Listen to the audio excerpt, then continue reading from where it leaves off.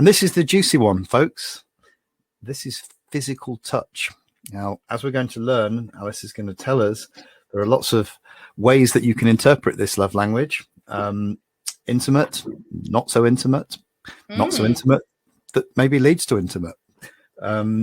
We'll also be talking about how you can tell whether or not your partner has love languages, this as their love language. And being physical touch, what on earth do you do if you're in a long distance relationship? I'm looking forward to hearing Alice's tips on how to get the physical touch when your partner is many miles away. We'll see. Not quite my tips, but definitely some interesting stuff that's come out of this. Well, okay. So you kick off, and as usual, I'll try my best to keep it clean, and we'll fail. We can do. So this is physical touch. It's probably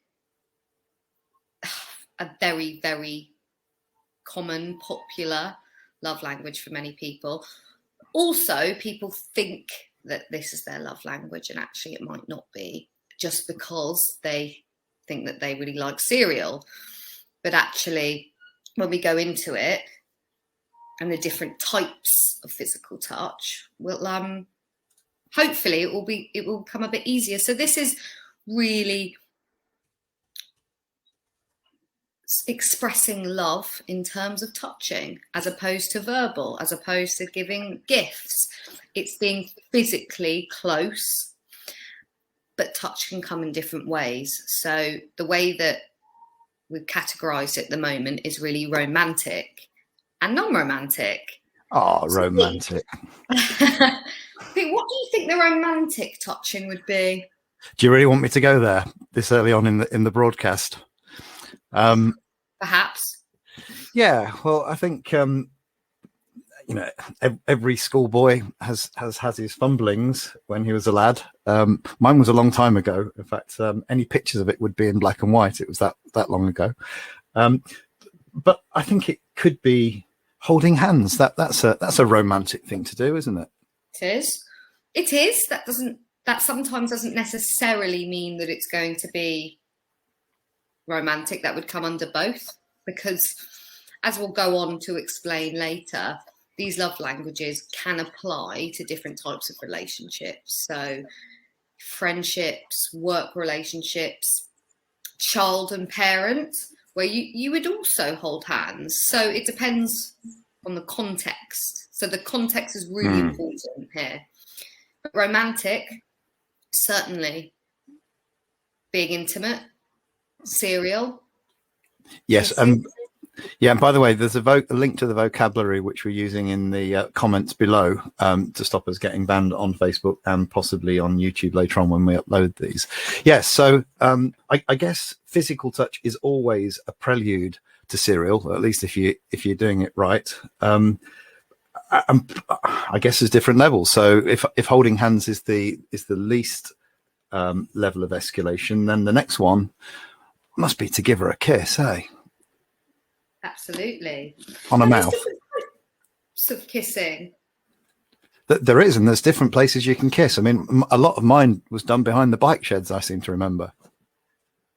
So you quite like the outdoors. Yeah, there's nothing better than the great outdoors, is there? But and I guess, yeah, where you kiss her geographically and where you kiss her anatomically can also signal different levels of intimacy, can't it? Totally. If you kiss someone on the cheek, it's quite sweet. You could kiss anyone on the cheek, to be honest, well, with their permission, of course. Depends which cheeks. Oh, that was easy, wasn't it? Yeah. That felt wide open there. It could be a kiss on the shoulder. Yes, it could be more intimate on the neck. It could be on the body somewhere. And then we're kind of going into the more serial element of physical touch. And now a lot of people will think, well, my love language must be physical touch because I really enjoy cereal. But actually, I would ask yourself, cereal isn't doesn't hold all the love. So what about the stuff outside of the bedroom, outside of cereal? There, I would ask yourself, do you like kissing? Do you like cuddling? Do you like holding hands? Do you like sitting next to your partner? Does that make you feel wanted? So a lot of studies have shown that touching alleviates loneliness. And I would ask people who are unsure if this is their love language, does it give you comfort or does it make you feel awkward?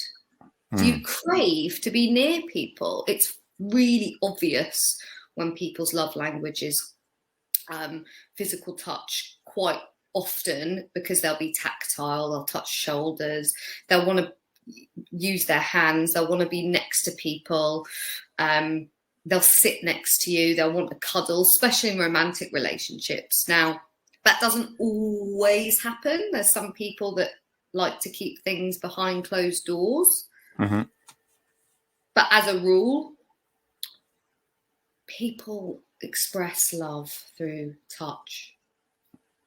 Which makes it particularly difficult if you're in the long distance relationship scenario, because I was going to say you need two people to touch. You probably don't, but you need some coping strategies, which we'll come on to later on, I guess. So if your partner's love language is physical touch and yours isn't, this may cause some problems, because you may interpret their lack of physical affection as being that they don't love you, or that they're gone off you, or that in some way you've done something wrong and they're trying to punish you. So how do you negotiate someone with this kind of situation without offending your partner? It's going back to everything, isn't it, in compromise. So first of all, communicating. When you know that it's your love language, communicating that touch makes you feel loved. But for the people that isn't as natural and can't just pick it up and feel natural putting their hands over you, what else can you do? Can you do activities close together? Research has also shown that working out for some people could make them feel working out, doing physical activity next to each other works. Just sitting next to each other more. You don't need to hold hands outside. What's it like to hold hands with your partner inside? Is that too much of a stretch, or is that possible? Yeah, I think the holding hands thing is underrated, and there may also be a misapprehension that if your love language is physical touch, then you're a nymphomaniac, and that's not the case, is it? It doesn't have to lead to escalation all the time to full-blown serial. It can literally just be a show of affection and some reassurance. And I guess I know you're going to mention this, but talking about children when they're growing up, if they don't have some level of physical touch with their parents or guardians, caregivers, then that can lead to problems later on in life with coping with intimacy generally. Yeah, and it can develop sometimes an attachment style which can be more anxious or more avoidant. Some studies have shown. But also, the research has shown that holding hands reduces stress, and actually it mitigates pupil dilation, which is reducing of stress. So it's very scientific. Yeah. And it kind of makes sense, doesn't it? I think I read somewhere years ago that unless the mother strokes the monkey's back when monkeys are born, then they don't develop the nervous system properly. And at the end of the day, we're just monkeys with clothes on. So some of us closer to that than others, present company accepted.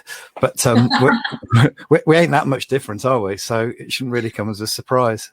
No, we're not. It also, and the nervous system, it's a really good point, because they're also showing links to boosting immune system with physical touch as well. And you could that's actually big touching and loving yourself, but also through the touch of someone else. So it's got many, many rewards, this particular love language. And the fact that the dialects are looking at the non-romantic and romantic and the merging of them, if you like, is really cool. And again, the communicating of what touch does your partner like? What touch can you do together? What signifies being close? Which takes us to the long distance, doesn't it? Yeah, it does really. I mean, particularly with a lot of online dating now and people going out with people who live in different countries sometimes, how are you going to get your physical touch fix if your partner is on the end of a phone line, or nowadays more likely on Zoom? Yes, stop that, by the way. I can see what you're doing on the other screen. This is not the time for physical touch. Yes. How do you do it? What's the strategy? It's difficult as well, and I think lockdown, obviously, if people were separated, this happened as well. And the use of video calls, I know it seems obvious, but it's hugely, hugely important. And we have the beauty of this technology. A few studies were done recently on what was helping couples in long-term relationships when they were lacking the physical touch element. And some people were saying to tell your partner, you know, what you would like them to do touch wise, and that can be as non-romantic and as serial as you like. Other studies showed that if that felt too awkward, that they found that you pick up a teddy bear and touch where you would want your partner to touch on a teddy bear. Honestly, I mean, hands up if there's anyone watching that. Would anybody, well, first of all, it would be an insult to your partner to say that the teddy bear turns you on as much as they do. But would anyone consider having cereal with their teddy bear as a surrogate proxy for their partner? Because if that's satisfying, why not just get rid of the partner and keep the teddy bear? It'd be a lot cheaper.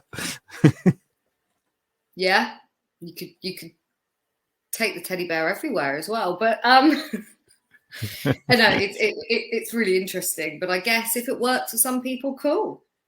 I reckon this is some rubbish that Cosmopolitan have come up with or something, just looking to fill space in the back pages. I don't know. So teddy bears.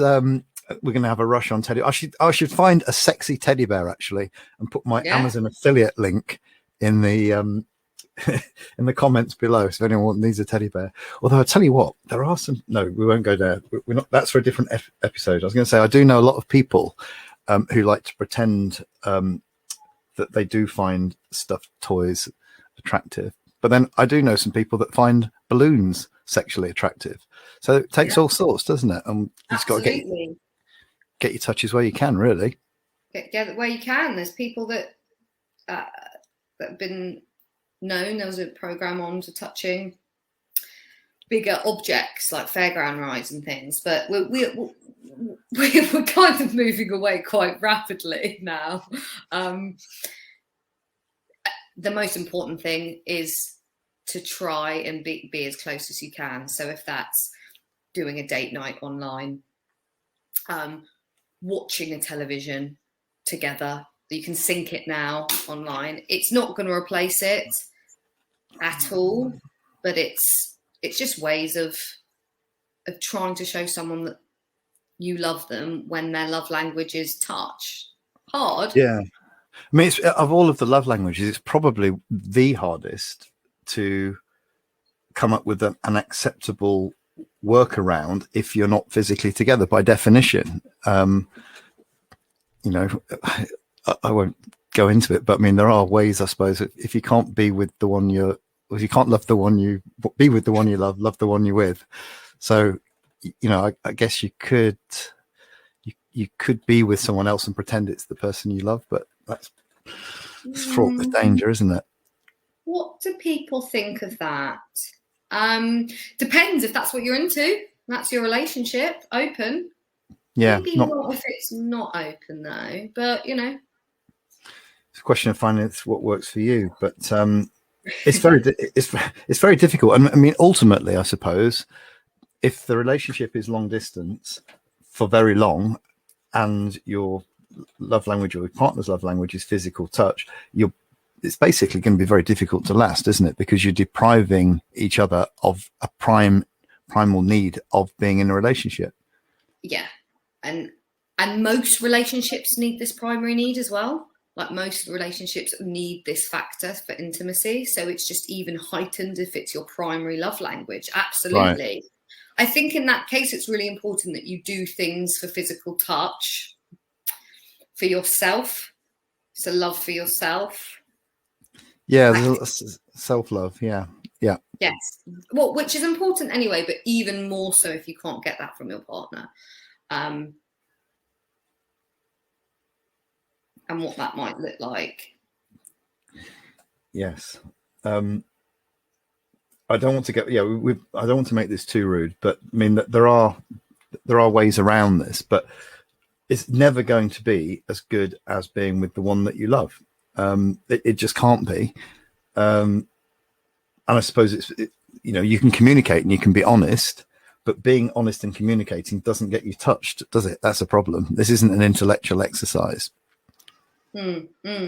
Whereas, this falls into quality time and you can do that online a bit more. Gifts can be sent, words of affirmation can be spoken on the telephone. This is difficult without the proximity there, absolutely. So I'm wondering, actually, Pete, now that we've done all the 5, and I think we did this at the beginning anyway, what would you say is your primary and secondary love language? Well, start thinking, because I'm going to ask you the same in a minute. I would think I would think probably words of affirmation and physical touch. I'm not sure that which would be the primary, which would be the secondary. I guess it depends on which one you're not getting enough of at the time, doesn't it? But yeah, I'm a fairly physical person, but not necessarily in the context of serial. I mean, to be honest, it's very easy to get sex. Ooh, damn, I'll have to edit it now. It's very easy to get serial.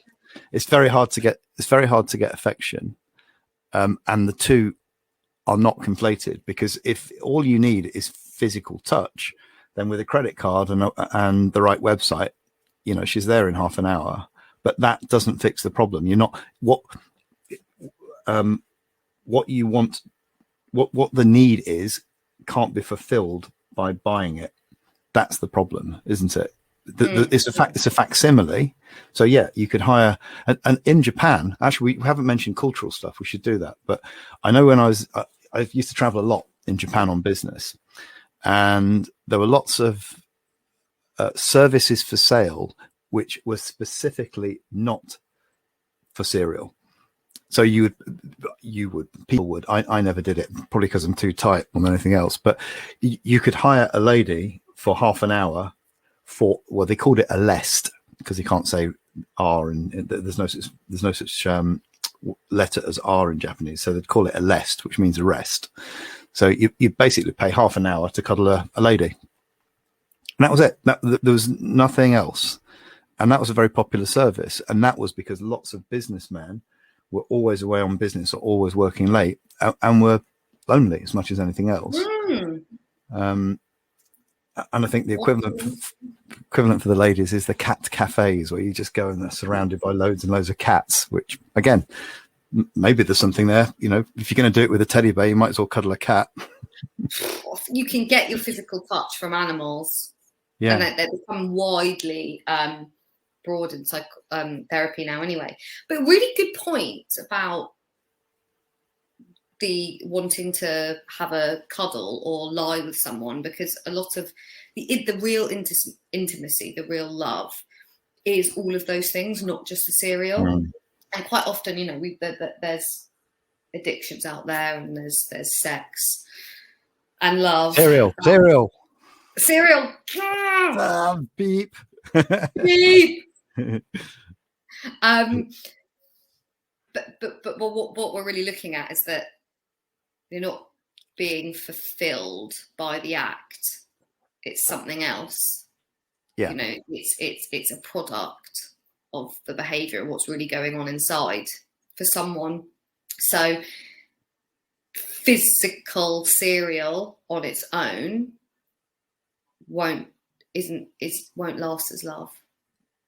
No, I mean, and I think this is something, again, I've got to be careful not to be too sexist, but men are accused of it all being about the doing rather than the being. I mean, I was taught that when I was at school a long time ago, but I don't know whether it's true. Sure, you've got an opinion, but they said that love for men is all about doing. Love for women is all about being. You know, I don't necessarily think that's true, but if your love language is physical touch, then you need to both be with them and be able to do what makes you feel comfortable, whether that's kissing, cuddling, cereal, or whatever else. Being isolated, like many people are. I mean, I'll go back to Japan again. Lots of business people working very long hours, but it was the same when I worked for Exxon. When I was traveling around the world, spent most of my time on aeroplanes or in hotels. Very, very lonely, and you can see why people hire in some company, and you know, often it is just for the company, not necessarily for the hijinks that people would assume people get up to. Absolutely. There's different types. If we're looking at the serial as well, there's the act, but there's also the sort of the making of love. I think I can say that. Yeah, I think you can, yeah. Very different things as well. The intimate side. And I suppose it also means what happens if your partner likes a different kind of physicality to what you do. Now that's a difficult one, isn't it? Because you either go without the cereal that you prefer, or you go and get it somewhere else. I guess it's all about compromise, isn't it? Definitely, that's the word. I would say compromise, and I guess you would take it the same as we're doing the love languages. It's under cereal, but someone likes to be shown cereal, do cereal in that way, and your partner likes it in that way. Let's work out what they like. It's still got to compromise and show it. But I think we could do another episode on that. Yeah, I think we should. I think it warrants it. Yeah, I mean, that's the thing with this kind of set of topics. It's basically infinite, isn't it? There's so many things that we could cover. We're not going away. No. But just get back to the cultural stuff as well for a moment. So we've done Japan, very standoff type of culture. If you're too physically intimate, I don't mean intimate. If you're too physically forward and invade someone's space in a business context, it seemed very rude and possibly threatening. If you look at other cultures, I know when I was in Brazil and Argentina, completely the opposite. The cuddles, kisses, and the blokes would embrace each other and kiss each other. Very, very different. I remember traveling with some people from Japan in those areas of the world. They were very, very uncomfortable with it.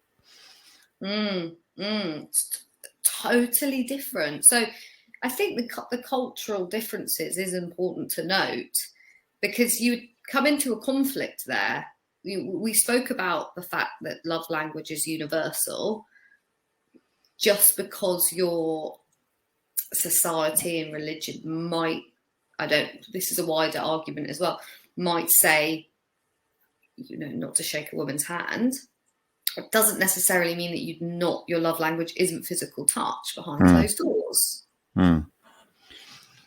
Wow. Yeah, you have to be so careful not to offend people by accident as well, because most people don't want to offend each other. But yeah, definitely. I definitely remember almost a standoff between some Japanese guys and some colleagues from I think it was from Brazil, and the Brazilians thought that the Japanese people hated them because they wouldn't cuddle them or embrace them, and the Japanese people thought that the guys from Brazil were threatening them because they were coming up and wanting to embrace them. Completely different messages, and they both really wanted to get on, but it could have started a war,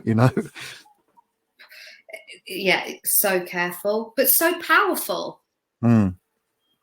Yes. I'm misinterpreting of it and the cultural differences. So that is a key thing to remember.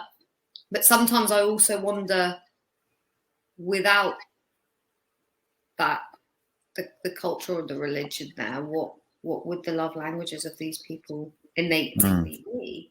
Then we're looking at influencing factors. Another episode. It's all too clever for me. If you want to know how things work, just go to the zoo and watch the chimpanzees. Most of it's there, isn't it? Really, it is. It is. Yes. And I think we've covered at the moment all of our 5.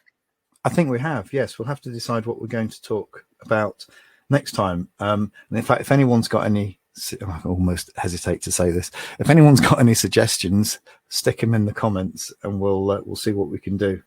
Definitely. Yeah, I think we've managed to keep that relatively clean and family friendly. We could be more dirty. In fact, maybe we should be. Maybe we should set up a paywall or something and do it on a private site where we talk about stuff that doesn't have to be broadcast friendly. But there are various other topics that we can talk about in future. We talked about possibly attachment styles. What do you reckon about attachment styles? Yeah, that's definitely attachment styles come into this. Yeah, so maybe we'll do some stuff on that. Any other suggestions? The whole serial universe is open for discussion, isn't it? We'd need to handle that. Yeah, I need gender to and identity. Oh, blimey, yeah. Gender identity, feminism, and intersectionalism. Was it, you call it intersectionalism or something? Everything. Yeah. It's endless. We'll brainstorm. We'll keep going. It's a shame we're not famous. Otherwise, we could probably get Douglas Murray or Jordan Peterson or somebody like that on to argue. Someone. I'll keep knocking on Gary Chapman's door. See if we can get him on here. Yeah. If you're listening, Gary. Yeah, we love you. We love you. We love you. Right. Well, we've been going on now for over half an hour. I think we should end with a tip. If you're away from your partner and your love language is physical touch, then order the teddy bear, which I'm about to put a link to in the description below, because Jesus, is that sexy? Honestly, it's probably better than your partner. Certainly won't argue as much. Yeah. On that note, ladies, gentlemen, happy loving. In between is they, them, it. Bye for now. Talk to you soon, and Ciao. lots of love. Bye bye.